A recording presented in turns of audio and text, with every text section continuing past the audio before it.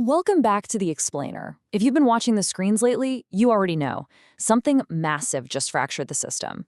We're talking about the unprecedented financial shock from just 3 days ago, May 15th, 2026, that completely wiped out year-to-date gains in fixed income and sent literal shockwaves through global equities. So let's bypass the noise and dive straight into the actual data behind the headlines. Picture that Friday morning. Brent crude oil absolutely smashes through the $100 barrier, hitting $109 a barrel. And you know this wasn't just an energy story.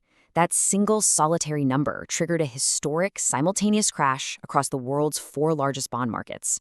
We're talking the US, Japan, the UK, and Germany, all taking a hit at exactly the same time.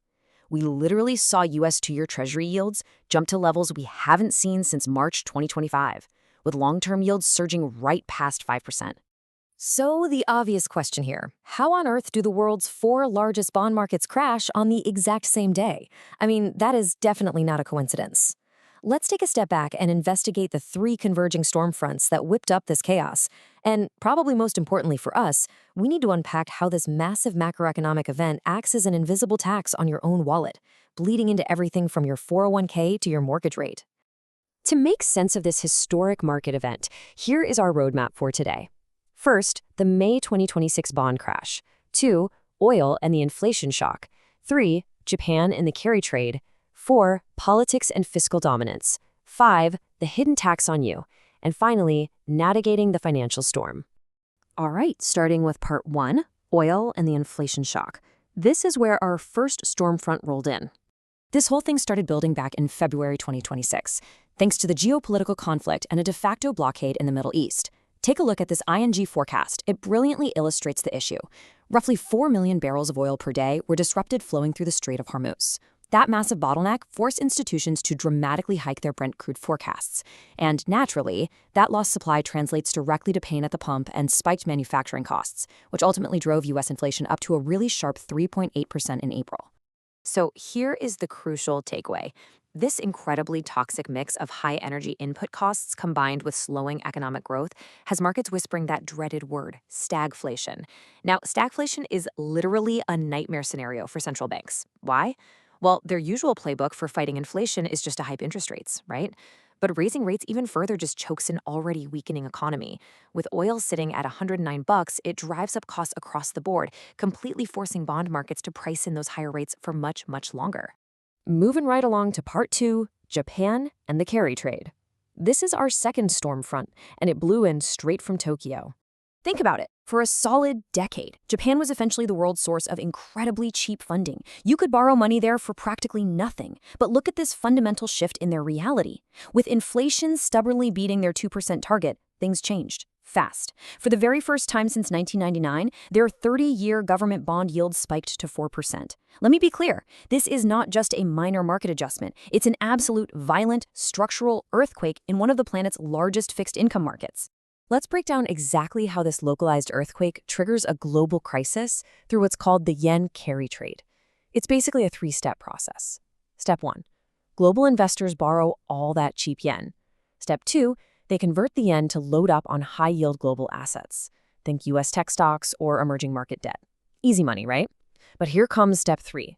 As Japanese yields surge, the cost of that borrowed money completely skyrockets. This forces a massive, violent unwinding. Investors all over the world are suddenly cornered, forced to panic sell their US treasuries and global equities just to cover those increasingly expensive Japanese loans. It is a huge, synchronized liquidation. That brings us to part 3, politics and fiscal dominance. This is our third storm front, driven heavily by institutional instability in the West. Now, this touches on an academic concept that is directly steering the markets right now: fiscal dominance. Here's the deal. When governments run massive deficits, which, let's face it, we're definitely seeing today, markets start to sweat. They fear central banks will face intense political pressure to keep interest rates artificially low just so the government can actually afford to service its huge debt load. But here's the wild paradox. That very fear actually causes long-term bond yields to spike. Investors essentially demand a much higher risk premium to hold debt they suspect is just going to be inflated away. We're seeing this play out in real time as a major variable in both the US and the UK. Looking at the U.S., there's overt political pressure on the Federal Reserve regarding rate cuts, even with sticky inflation hanging around. Markets immediately price that in as a risk. Meanwhile, over in the UK, severe domestic political instability, including the potential for a government collapse, has really shattered market confidence. It pushed their sovereign borrowing cost right past 5.8%, which is the highest in the G7. In both these scenarios, bond investors are simply demanding higher yields to compensate for that political and fiscal uncertainty. All right, part 4, the hidden tax on you. Let's bring this perfect storm right to your front door. To actually see how these falling global dominoes act as an invisible tax on your everyday life, we first have to understand the golden rule of fixed income, the inverse bond rule. It's pretty straightforward. As global interest rates and yields go up, the underlying value of existing bonds goes down. Think of it like a giant seesaw.